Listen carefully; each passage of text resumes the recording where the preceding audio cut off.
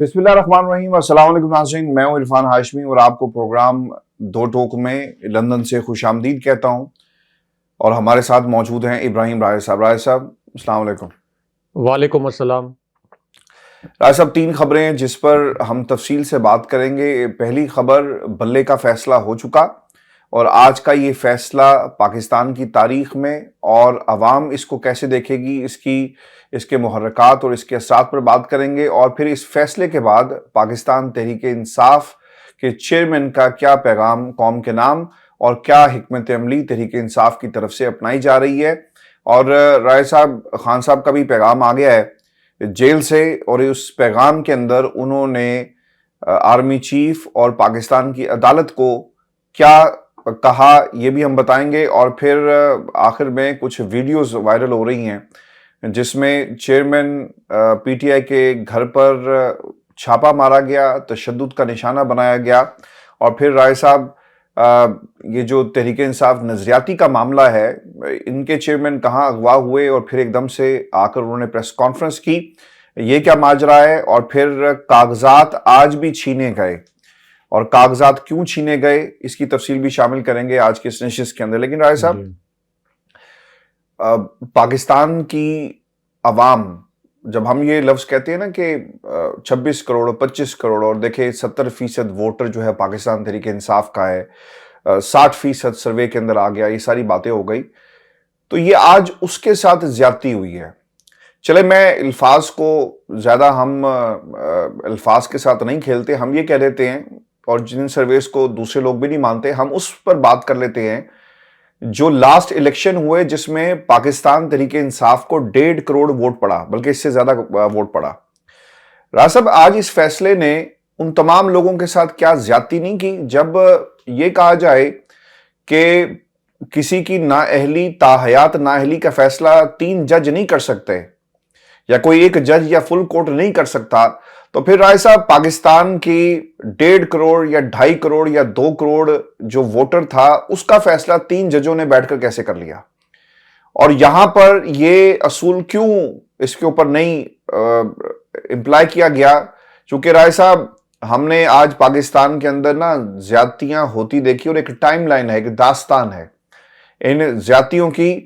آپ ایک جماعت کو 20,000 روپے کا جرمانہ کریں، اور اس جرمانے کے بعد آپ کہیں گے ٹھیک ہے جلدی سے جا کر اپنے الیکشن جو ہے کروا لو اور آئندہ ایسا نہ کرنا۔ اور پھر وہ جماعت جس کے پچھلے الیکشن میں سب سے زیادہ ووٹ تھے، سب سے زیادہ ووٹ پاکستان کی عوام نے جس جماعت کو دیے، اس کو محروم کر دیا گیا۔ آج بنیادی حقوق کی بات نہیں ہوگی؟ کیا 13 لوگ 26 کروڑ عوام سے زیادہ اہمیت کے حامل ہو گئے؟ میں تو آج سن رہا تھا لائیو ٹرانسمیشن جو سپریم کورٹ پاکستان سے آ رہی تھی، اس میں ایک مزمل صاحب تھے جن سے پوچھا گیا، ہاں بھئی کہاں سے آئے ہو؟ اس نے کہا کہ میں ٹوبہ ٹیک سنگھ سے میرا تعلق ہے جی، اور لاسٹ ٹائم کیا الیکشن لڑا؟ انہوں نے کہا جی یونین کونسل کا الیکشن لڑا۔ انہوں نے کہا آپ کیا کرنا چاہتے ہو؟ انہوں نے کہا جی میں بھی الیکشن میں جانا چاہتا تھا تو مجھے موقع نہیں ملا، اور دھاندلی کر کے مجھے 3 ووٹوں سے لاسٹ الیکشن میں ہرایا گیا۔ اور پھر اس نے یہاں تک کہا کہ میں لاسٹ الیکشن میں پریزائڈنگ افسر بھی تھا۔ راہ صاحب، یہ 13 لوگ 26 کروڑ عوام پر کس طرح بھاری ہو گئے؟ ایک فیصلہ جو آج اس عدالت سے آیا، میرا بہت دل کر رہا ہے کہ ہم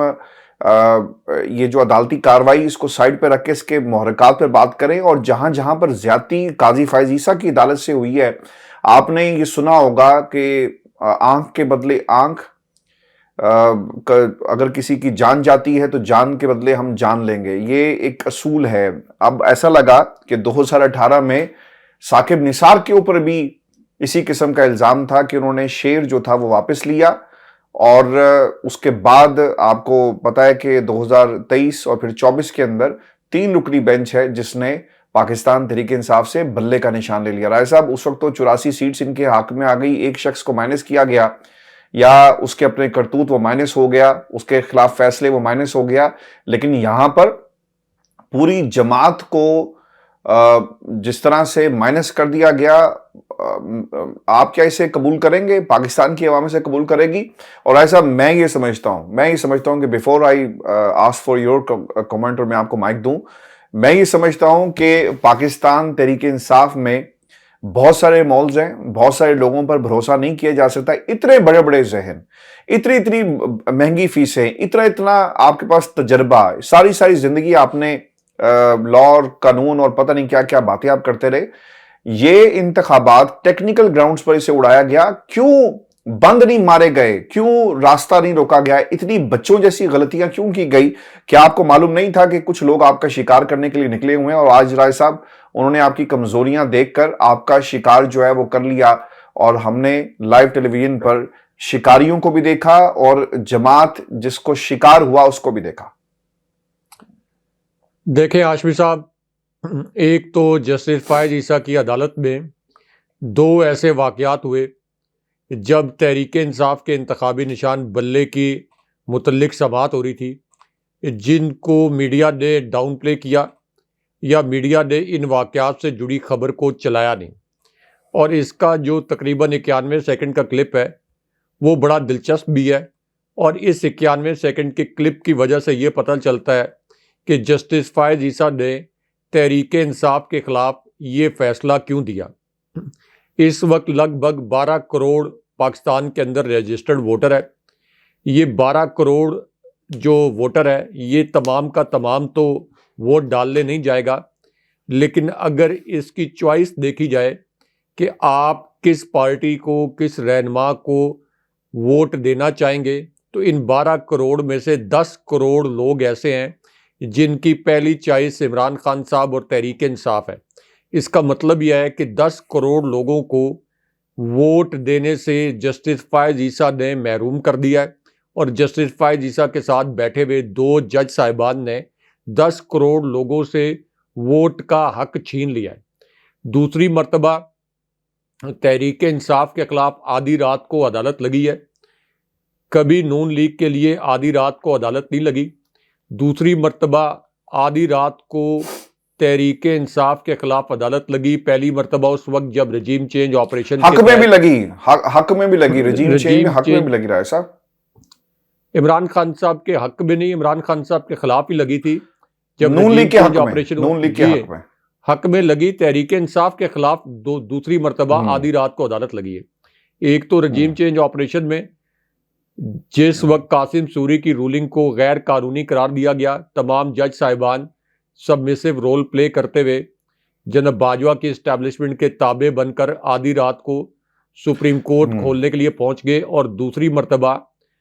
اب Tehreek Insaf regime change operation part 2 یا پارٹ فائنل, اس کو انجام تک پہنچانے کے لیے دوسری مرتبہ وہ عدلیہ جس کے متعلق پاکستان کے تمام حلقے کہتے ہیں, سیاسی حلقے بھی کہتے ہیں, وہ سیاسی حلقے بھی جن کو موجودہ عدلیہ سپورٹ کر رہی ہے کہ اس عدلیہ کا کردار ہمیشہ ایک شرمناک کردار ہوتا ہے, تو اس نے دوسری مرتبہ رجیم چینج آپریشن کا آخری مرحلہ مکمل کرنے کے لیے آدھی رات کو عدالت لگائی ہے. اب جس واقعے کا میں ذکر کر رہا ہوں اس میں آپ یہ دیکھیں کہ جسٹس فائز عیسیٰ صاحب نے ایک مرتبہ بھی اس کیس کے میرٹ پر سوال نہیں اٹھایا. وہ عمران خان صاحب سے اپنے ذاتی بغض کا اظہار کرتے رہے. مثال کے طور پر انہوں نے یہ کہا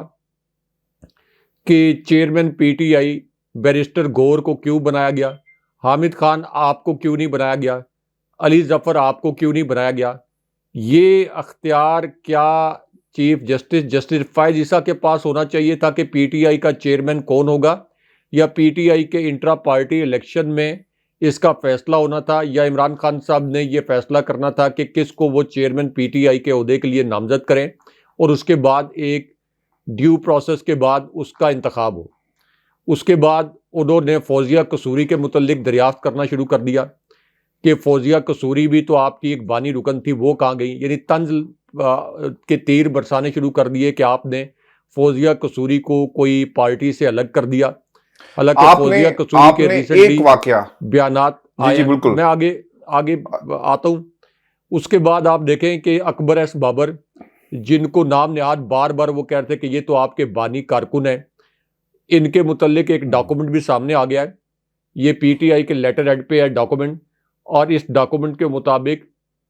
2011 میں ان کی بنیادی رکنیت ختم کر دی گئی تھی. اکبر ایس بابر کی رکنیت, بنیادی رکنیت پی ٹی آئی سے 2011 میں ختم کر دی گئی تھی. تو پھر کون سا بانی رکن جس کو اتنا پروٹوکول دیا جا رہا ہے. پھر اس کے بعد جب بار بار انہوں نے کہا جسٹس فائز عیسیٰ نے کہ یہ نئے چہرے آپ لے کر آ گئے ہیں، تو اس پر آپ دیکھیں کہ پھر وہاں پر جو ایک وکیل تھے پی ٹی آئی کے نیاز اللہ نیازی، انہوں نے ان کی جسٹس فائز عیسیٰ کی ذاتی زندگی کا واقعہ ان کو کھول کر رکھنا پڑا. انہوں نے کہا کہ آپ جو بھی کہتے رہیں گے ہم آپ کی ہر بات آپ سمجھتے ہیں کہ سنتے رہیں گے بھیڑ بکریوں کی طرح. انہوں نے پھر جسٹس فائز عیسیٰ کا یہ ذاتی واقعہ کھول دیا کہ میرا بیٹا آپ کے پاس ایک انٹرویو کے لیے آیا تھا اور اس وقت آپ نے جب اس کا انٹرویو کیا تو اس سے آپ پی ٹی آئی کے متعلق سوالات کرتے رہے،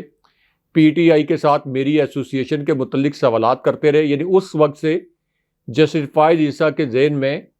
ایک تعصب تھا پی ٹی آئی کے حوالے سے، عمران خان صاحب کے حوالے سے. تو یہ واقعہ ان کو پوری عدالت کے اندر بیان کرنا پڑا اور اس پر پھر جسٹس فائز عیسیٰ بڑے بھڑک بھی اٹھے اور اس کے اوپر انہوں نے کہا کہ میں ان کو شو کاز نوٹس جاری کر دوں گا. تو جسٹس فائز عیسیٰ صاحب نے جو الیکشن کمیشن کی پٹیشن ایک ہی دن میں فکس کی، ایک ہی دن میں انہوں نے کہا کہ میں فیصلہ سناؤں گا. پہلے تو وہ کل ہی فیصلہ سنانے والے تھے، یہ تو بڑی مشکل سے حامد خان نے اور علی ظفر نے کہا کہ ایک دن تو کم سے کم ہمیں دے دیں کہ ہم اس کے متعلق، کیونکہ ان کو پتا تھا کہ جسٹس فائز عیسیٰ نے کس طریقے سے اس کیس کے اندر چھوٹے چھوٹے نقطات اس میں نا جو کورٹ رپورٹرز تھے نا، جو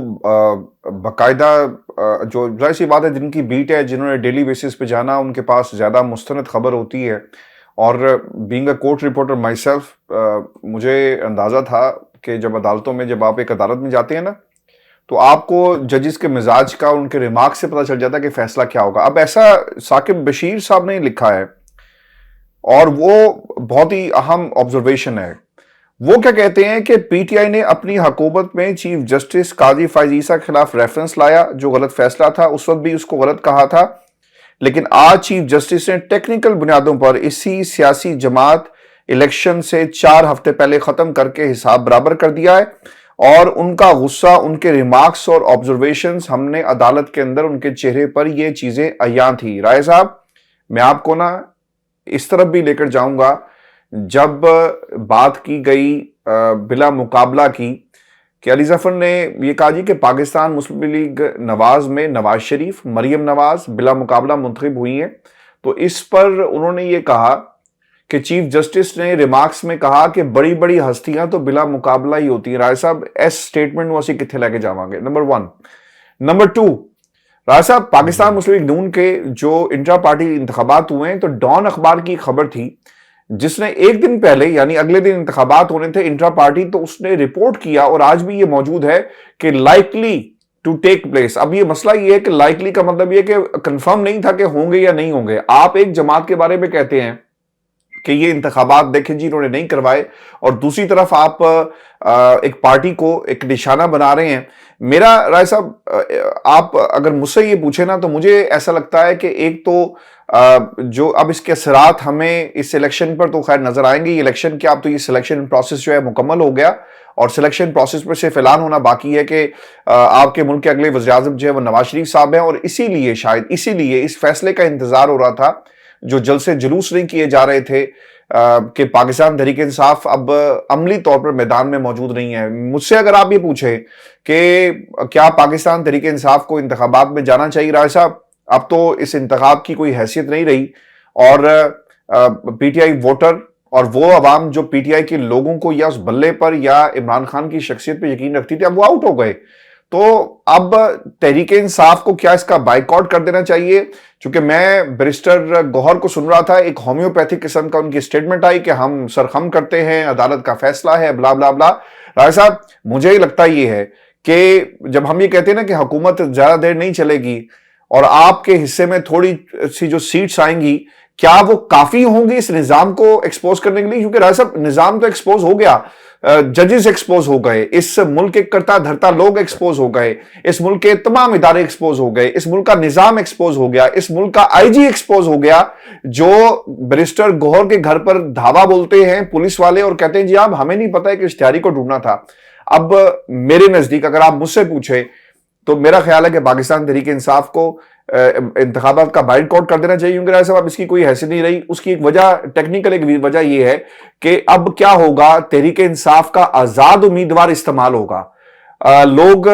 جن کو مختلف رنگ برنگے نشانات دیے جائیں گے اور لوگ اس چیز کو کہیں گے کہ جناب ہم حمایت یافتہ ہیں اور آپ ہمیں ووٹ دیں، تو ووٹر تو ویسے کنفیوز ہے، جس کے پاس آگہی نہیں ہے، جسے یہ نہیں پتا کہ یہ لالٹن تھی، یہ وکٹ تھی، یا پھر یہ چینک ہے، یہ کیا ہے. تو مجھے یہ لگتا ہے کہ آزاد امیدوار اب میدان میں جائیں گے، یہ زیادہ خطرناک بات ہے، اور اس سے کہیں کوئی شخص جو ہے وہ 2/3 اکثریت نہ کہیں لے لے. دیکھیں ہاشمی صاحب، ایک تو ایک لحاظ سے آپ کا پوائنٹ ٹھیک ہے، لیکن میرا خیال یہ ہے کہ بائیکاٹ جو ہے یہ کوئی آپشن نہیں ہے. کیونکہ ایک ایسی صورتحال میں آپ پہلے یہ دیکھیں کہ الیکشن کمیشن نے کتنا گھناؤنا کھیل کھیلا ہے. تحریک انصاف نظریاتی کے ساتھ ایک معاہدہ کیا. یہ معاہدہ کچھ صحافیوں کے علم میں بھی تھا اور یہ معاہدہ قانون کے مطابق بھی تھا، لیکن الیکشن کمیشن اتنا کھل کر ایکسپوز ہوا ہے اور اتنے کھل کر سامنے آیا ہے کہ جیسے ہی تحریک انصاف نے پلان بی کے تحت 2 ٹکٹ جاری کیے اور Tehreek Insaf P T I نظریاتی کے نام پر ٹکٹ جاری کیے، تو اس سے پہلے کہ تحریک انصاف نظریاتی کے یہ جو نام نیاد چیئرمین ہیں ان کی پریس کانفرنس ہوتی، اس سے پہلے 5 منٹ کے اندر سکندر سلطان راجہ اس قدر بوکھلا گئے کہ انہوں نے فوری طور پر یہ اعلامیہ جاری کر دیا کہ تحریک انصاف کے امیدواروں کو تحریک انصاف نظریاتی کے ٹکٹ نہ جاری کیے جائیں اور کوئی آر او ان کو ٹکٹ نہ جاری کرے اور ان کو انتخابی نشان الاٹ نہ کرے. کوئی بھی آر او ان کو انتخابی نشان الاٹ نہ کرے ان کے ٹکٹ کے اگینسٹ. اس کا مطلب یہ ہے کہ سکندر سلطان راجہ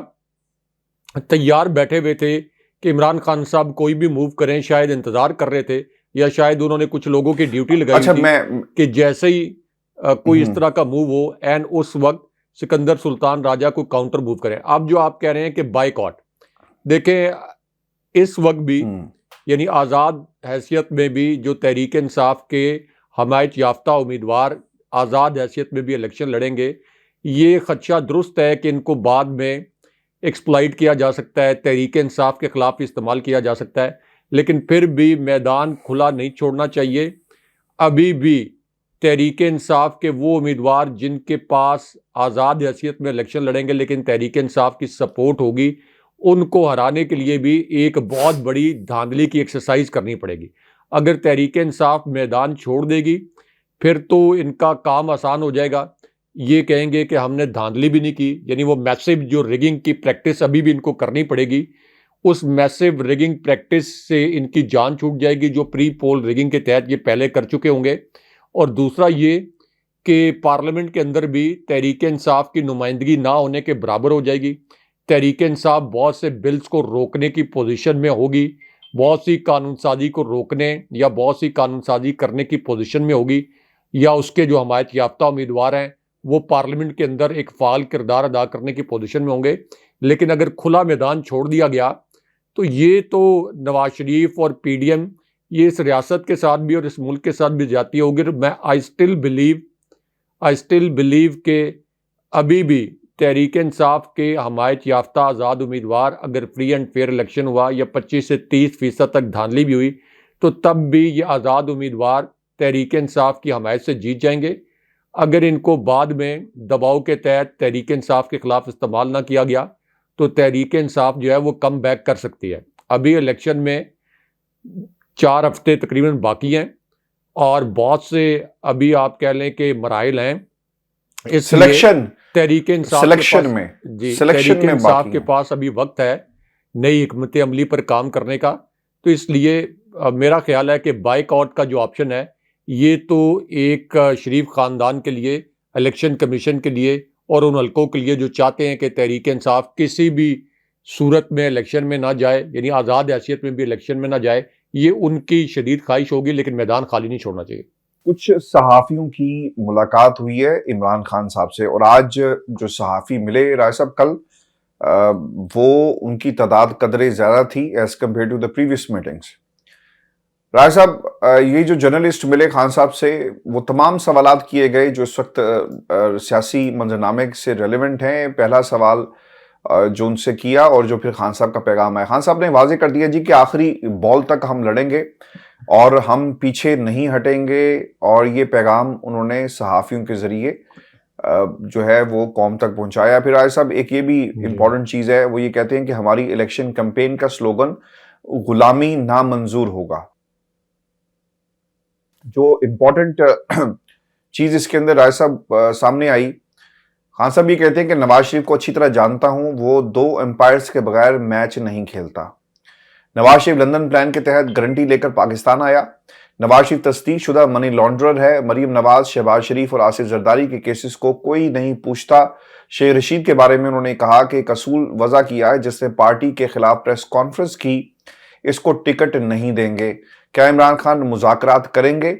اس پر انہوں نے کہا کہ 18 ماہ قبل کہا تھا کہ مذاکرات کریں, لیکن اب کس سے مذاکرات کروں اور کیوں کروں؟ ایک ہی بات پر مذاکرات ہو سکتے ہیں کہ صاف اور شفاف انتخابات جو ہیں وہ کروائے جائیں. اور پھر ججز کے استعفے کے حوالے سے بھی انہوں نے یہ بات کہی تھی کہ مجھے بہت زیادہ تشویشناک ہے کہ یہ سب کچھ جو کچھ ہو رہا ہے, اور پھر سپریم کورٹ سے جو امید انہیں لگائی, میرا خیال ہے کہ یہ امید انہیں اب نہیں ہونی چاہیے. ایک تو بات رائے صاحب,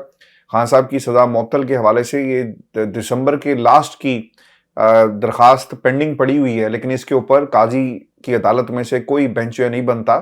اور باقی دیگر معاملات کے اوپر بینچ جو ہے بنا دیے جاتے ہیں. تو یہاں سے ایک بائسڈ فیصلہ, ایک جانبداری جو ہے وہ ہمیں سپریم کورٹ آف پاکستان کی نظر آ رہی ہے. پھر جنرل باجوہ کے حوالے سے انہوں نے باتیں کی کہ آپ بار بار جنرل باجوہ کا نام لیتے ہیں, کیا فیض حمید کو بھی اپنا ملزم سمجھتے ہیں؟ کہ انہوں نے جواب دیا کہ فوج سیاسی جماعت نہیں ہے, آرڈر اوپر سے آتا ہے, ایک آدمی کا فیصلہ جو ہے وہ یہ نہیں ہوتا. پھر خان صاحب نے اسٹیبلشمنٹ سے رابطے کے حوالے سے بھی کہا کہ میرے کوئی کسی سے رابطہ نہیں ہے, لیکن راج صاحب ایک جو بات انہوں نے کہی ہے نا وہ بہت ہی امپورٹنٹ ہے, اور میں اس کے ساتھ نا ایک اور چیز بھی ایڈ کروں گا جو جسٹس اعجاز الاحسن صاحب کے استعفے کے سے ریلیٹڈ ہے. 2018 میں پاکستان تحریک انصاف کے ساتھ سازش ہوئی, خان صاحب یہ کہہ رہے ہیں 2018 میں ہماری نشستیں کم کی گئی, یعنی 15 نشستیں 3000 ووٹوں کے کم مارجن سے آر ٹی ایس بٹھا کر ہمیں نقصان پہنچایا. اور یہ نمبرز obvious ریزن ہے کہ نمبر کنٹرول کیے جا سکیں. جو ٹانگا پارٹیز ہوتی ہیں یا پھر چھوٹی پارٹیز ہوتی ہیں, چاہے ٹانگا پارٹیز نہیں کہتے, جو چھوٹی پارٹیز ہیں جو کنٹرولبل ہیں, ایم کیو ایم پاکستان جو ہمیشہ سے انہوں نے اپنی سروسز کو اقتدار میں آنے والی ہر شخصیت کے لیے وقف کیا ہوا ہے, ان کو استعمال کر کے حکومت کبھی بھی ٹاپل ڈاؤن کی جا سکے. تو راج صاحب یہ تو ایک گفتگو خان صاحب کی تھی, اور آپ نے ایک میں چاہوں گا اس پر بھی کمنٹ کریں. جسٹس اعجاز الاحسن صاحب نے اپنے خط کے اندر یہ لکھا تھا کہ بینچ میری مرضی سے نہیں بنتے, اور میں یقیناً جو ہے مجھ سے پوچھا بھی نہیں جاتا, اور جو مجھ سے کمٹمنٹ کی گئی تھی ویسا نہیں ہوا. تو آج ہم نے یہ دیکھ بھی لیا کہ 2 جج صاحبان جو پاس ساتھ بیٹھے ہوئے تھے, بینچ لیول پلینگ فیلڈ کا بھی انہوں نے سنا, اور پھر اس بینچ کے اندر اطہر بن اللہ یا جسٹس منظور یا کوئی اور ہوتا تو میرا خیال ہے کہ یہ فیصلہ شاید 1-2 سے آتا, جو اس وقت 3-0 سے اس وقت ہم دیکھ رہے ہیں. دیکھیں ہاشمی صاحب, ایک تو جسٹس فائز عیسیٰ سے جڑی ایک ویڈیو وائرل ہے, کیونکہ اس وقت جسٹس فائز عیسیٰ صاحب کسی ایک جج کا نام نہیں ہے, کسی ایک کردار کا نام نہیں ہے. جسٹس فائز عیسیٰ صاحب آپ کو پاکستان میں ہر جگہ پر مختلف کرداروں میں نظر آئیں گے. جسٹس فائز عیسیٰ آپ کو ان کرداروں میں بھی نظر آئیں گے جو پی ٹی آئی کے امیدواروں پر کریک ڈاؤن کرتے ہیں, جو پی ٹی آئی کے امیدواروں سے پہلے نامینیشن پیپر چھینتے تھے, اور اب جسٹس فائز عیسیٰ صاحب جیسے جو کردار ہیں, یعنی ہر جگہ یہ پھیل گئے ہیں کردار, یہی کردار اب پی ٹی آئی کے امیدواروں سے ٹکٹ بھی چھین رہے ہیں. کیونکہ اب ایک تو NA-55 میں جو ایک ویڈیو وائرل ہوئی ہے راولپنڈی کا جو حلقہ ہے, یہاں پہ پی ٹی آئی کے جو امیدوار تھے راجہ بشارت, یہ بڑی تکلیف دہ ویڈیو بھی ہے اور بڑی حیران کن بھی ہے. کم سے کم میں نے اپنے پورے جو صحافتی کریئر ہے 23 سال کا, اس میں اس قسم کے مناظر نہیں دیکھے کہ کسی امیدوار سے اس کا ٹکٹ چھین لیا جائے اور اس طرح سے اس پر دھاوا بولا جائے. تو اب نامینیشن پیپر سے ٹکٹ چھیننے کی بات آ گئی ہے. یعنی جس طریقے سے جسٹس فائز عیسیٰ نے بلے کا انتخابی نشان چھینا, ایسے چھوٹے چھوٹے جو فائز عیسیٰ ہیں یہ آپ کو ہر جگہ ملیں گے جنہوں نے ان سے ٹکٹ بھی چھین لیا. پھر آپ دیکھیں کہ NA-51 یہاں پہ جو میجر ستی ہیں, ان کے وکلاء کی ٹیم جب ٹکٹ جمع کروانے پہنچی تو مری پولیس نے ان کو روک لیا. اس کے بعد کرک میں ROs کے دفاتر جو ہیں وہ بند کر دیے گئے اور PTI کے ٹکٹ وہاں پہ نہیں لیے گئے، اور دوسری جانب ہم سب کو پتہ ہے کہ ANP کے جو انٹرا پارٹی الیکشن تھے ان کو صرف 20,000 روپے جرمانہ کر کے ان کو ان کا انتخابی نشان الاٹ کر دیا گیا، لیکن تحریک انصاف کو جو اس کا انتخابی نشان ہے پشاور ہائی کورٹ کے فیصلے کے باوجود وہ اس سے چھین لیا گیا۔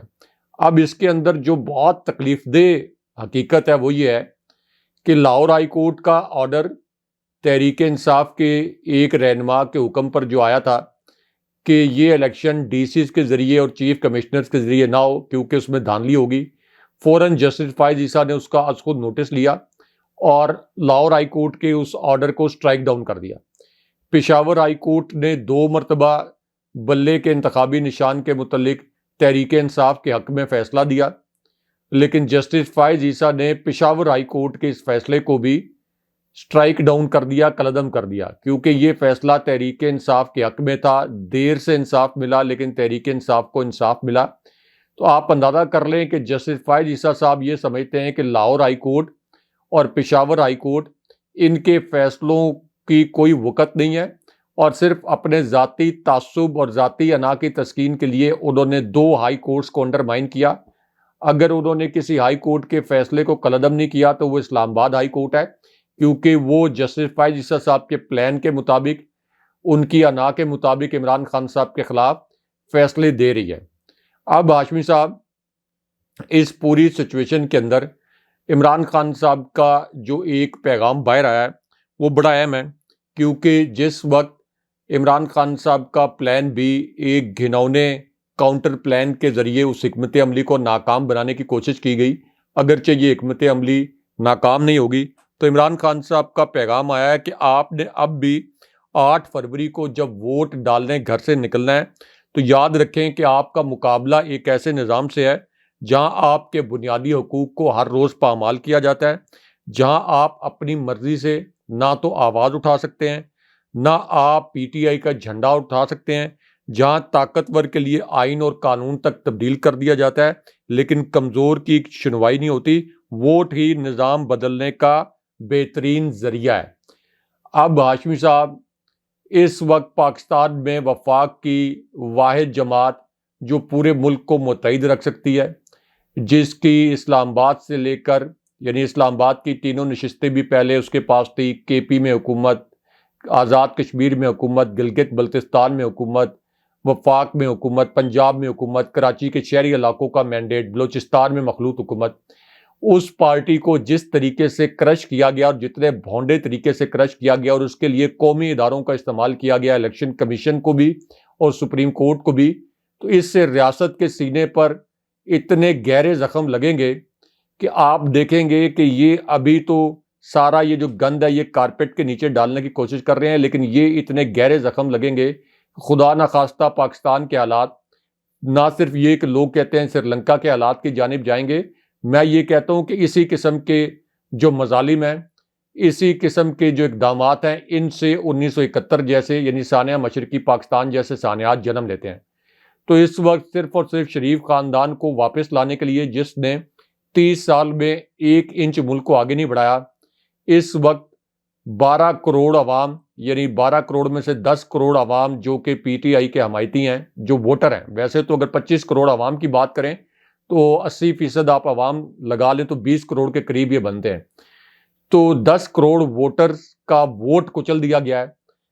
اس قسم کے اقدامات تو بدترین مارشل لاز کے اندر نہیں ہوئے جس قسم کے اقدامات جسٹس فائز عیسیٰ صاحب کی جوڈیشری کے اندر ہو رہے ہیں، اور پھر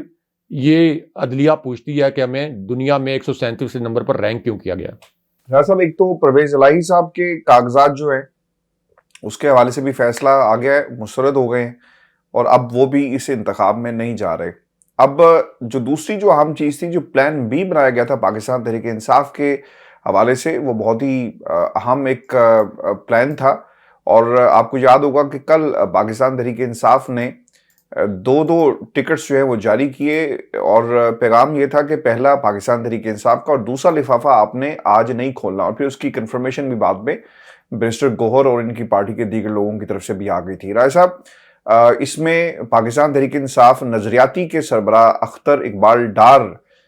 صاحب جو ہیں ان کے ساتھ ایک معاہدہ ہوتا ہے, یہ مبینہ معاہدہ, اور ظاہر سی بات ہے کہ بغیر کسی گفتگو کے یا اعتماد میں لیے گئے آپ لیے بغیر جو ہے اتنا بڑا قدم نہیں اٹھا سکتے. انہوں نے کہا کہ ٹھیک ہے آپ ہمارے اس نشان کے اوپر لڑ سکتے ہیں, اور پھر ہم نے یہ دیکھا کہ الیکشن کمیشن بھی آ گیا کہ ایک سرٹیفکیٹ آپ جاری کرتے ہیں کہ آپ کا تعلق کس سیاسی جماعت سے ہے, تو اس طرح کی درخواستیں جو ہیں قبول نہ کی جائیں. حالانکہ ہم نے کل ہی دیکھا کہ جن لوگوں کو ٹکٹ نہیں ملا نون لیگ کے اندر, وہ پاکستان پیپلز پارٹی میں جا کر ملتان میں شامل ہوئے, تو یہ جواز پیش کیا گیا. پھر رائے صاحب ہوا یہ ہے کہ ایک تو اقبال ڈار صاحب کافی گھنٹے غائب رہے, پھر پریس کانفرنس کی, جب ان سے پوچھا گیا کہ کتنے امیدواروں کو آپ نے ٹکٹ جو ہے وہ جاری کیا, ان کے پاس کوئی جواب نہیں تھا, اور وہ بمشکل سے 5-6 لوگوں کے نام جو ہے گنواتے رہے. لیکن جب ہم نے الیکشن کمیشن کے ریکارڈ سے کنفرم کیا تو پتا چلا کہ یہ 150 نہیں ہے بلکہ 73 لوگوں کو انہوں نے ٹکٹ جاری کیا, اور پھر ان کو یہ بھی نہیں پتا تھا جن حالات میں وہ آئے. اب جس معاہدے کی بات کی جا رہی ہے اس کے مطابق تحریک انصاف اور تحریک انصاف نظریاتی کے درمیان معاہدہ 30 دسمبر کو ہوا. مطابق اس معاہدے کے 7 نشستوں پر سیٹ ایڈجسٹمنٹ ہونی تھی اور اختر اقبال ڈار کو سینٹ کی نشست دی جانی تھی. معاہدے کے متن میں یہ بھی کہا گیا کہ صوبائی سطح پر مخصوص نشست کے لیے ایک امیدوار نظریاتی پارٹی کو دینا تھا. نظریاتی پارٹی کو سینٹ اور قومی اسمبلی میں ایک مخصوص نشست دینا تھی. معاہدے کے مطابق پاکستان تحریک انصاف کے امیدواروں کو بلے باز کے نشان پر لڑنا تھا, اور دونوں جماعتوں کے لیے بانی پی ٹی آئی کا فیصلہ حتمی ہوگا. اور پھر علی ظفر نے اس کے اوپر مزید بات بھی کی. رائے صاحب یہ پاکستان کی سب سے بڑی عدالت سے انصاف آیا, جسے ہم نے آج انصاف کا اگر قتل کہیں یہ ہوتے ہوئے لائیو پاکستان کی ٹیلی ویژن سکرینز پر دیکھا ہے. اور آخر میں یہ فیصلہ سنانے کے بعد قاضی صاحب نے کہا مسکراتے ہوئے کہ آپ کا بہت شکریہ, اور پاکستان کی عوام کا شکار کرنے کے بعد اس فیصلے کے ذریعے کچھ لوگ اگر شکریہ ادا کریں, جمہوریت کا جس طرح شکار کیا گیا, یہ تاریخ یاد رکھے گی اور تاریخ بتائے گی کہ آج کا فیصلہ جو ہے اس کی کیا حیثیت ہے. اکتوبر تک کا وقت ہے ہاشمی صاحب, اکتوبر تک کا وقت ہے. بڑے بڑے ڈکٹیٹرز آئے ہیں, 11 سال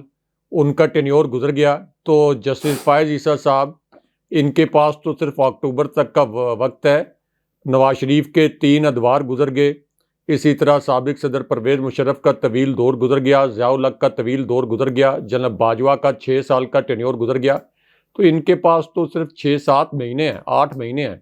تو 8 مہینے کے بعد تاریخ انہیں جس طرح سے جج کرے گی, آپ دیکھیں گے کہ ڈیجیٹل مورخ ان کے متعلق کتنی جلدی فیصلہ سنائے گا اور انہیں کن الفاظ میں یاد رکھا جائے گا. I don't want to use these words کہ تاریخ یاد نہیں کرے گی, بتائی نہیں رہا صاحب, تاریخ گھسیٹے گی. with due respect to قاضی صاحب.